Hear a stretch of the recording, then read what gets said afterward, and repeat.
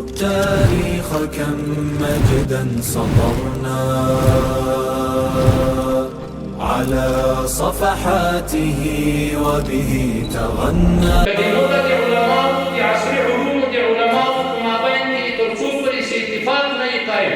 هغه ثمرات چې موږ په اتفاق باندې منځته راځي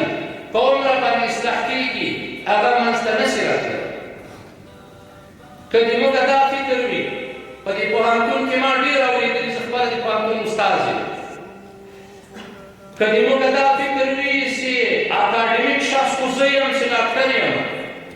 ملا او عالم څوک داسې یو جمع ته مخته کېږي لمونځ راکوي، که د موږ فکر دا وي چې اکاډمیک شخص او انجینر زه یم او وطن آبادوم، ملا لا څوک داسې موږ او تاسې ته صرف یو لمونځ راکوي او خطبه ووایي، که د موږ او تاسې د عصري علومو د علماو نظریه دا وي چې سیاست او حقوقو باندې زه پوهېږم، اقتصاد او انجینري د ماز دا دي، ادبیات او تعلیم او تربیه د ماز دا ده، طب او کمپیوټر ساینس او دا مسلې د ماز دا دي، په دغه باندې مسله نه اوارېږي. عالم بیا راجګېږي هغه څه وایي؟ هغه وایي یو ډاکټر هم اکاډمیک شخص کېدلی شي، یو ډاکټر چې د مریض ګولۍ او شربت یې زده کړي دا هم چېرته علم ده، یو انجینر چې یو کور جوړوي فلان جوړوي دا هم چېرته یو علم ده. اکاډمیک شخص د دین عالم ده چې د مملکت اساسي قانون د دین عالم جوړ کړي کې بل څوک یې نشي جوړولی، د مملکت قضا او عدلیه چې د دین د عالم په لاس کې نه بل څوک یې نشي کولی،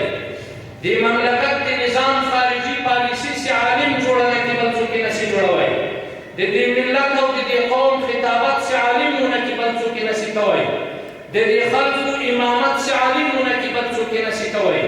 د دین عالم چې خلکو ته په فتوا او په قضا کې مرجع نه وي د خلکو پرمختګ راکېږي. نو د ډېرو وخته چې ما او تا کې دا خبرې روانې وي ترقي به نه وي، په مخ باندې تګ به نه وي.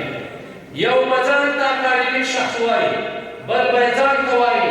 نو د موږ د علماو که د دین علما دي که د عصر علما دي د دوی د خدمت لپاره چې په قوم او په جامعه کې خپل مؤثریت ثابتوي اولنی قدم دا ده چې خپل منځي اختلافات په انصاف باندې ختموي.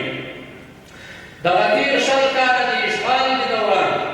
دغه د علماو تر مابینه د ماسې ټولې خبرې وکړې، دا د سترګو لیدلې خبرې دي چې خو خلکو دغه ته زمینه برابروله او دغه خبرې را پیدا کړي. موږ چې فتوحاتو نه وروسته د پوهنتون ته ورغلو، په دې اول وخت کې د خلکو په دماغو کې هغه د جمهوریت مسلې راتاوېدلې، که به یو چېرته جلسه جوړېده هم دغه مسله پکې مطرح کېده، که به یو چېرته ناسته وه هم دغه مسله به مطرح کېده، که به شخصي به یو چا سره ناست وي هم دغه مسله به مطرح کېده. خو الحمدلله نن د موږ او د تاسې د نظام له برکته، د موږ او د تاسې د دعوت او ارشاد له برکته، د امر بالمعروف او نهي عن المنکر له برکته دغه واټنونه په کمېدو دي. الله پاک دې موږ ته توفیق راکړي چې خپل منځ کې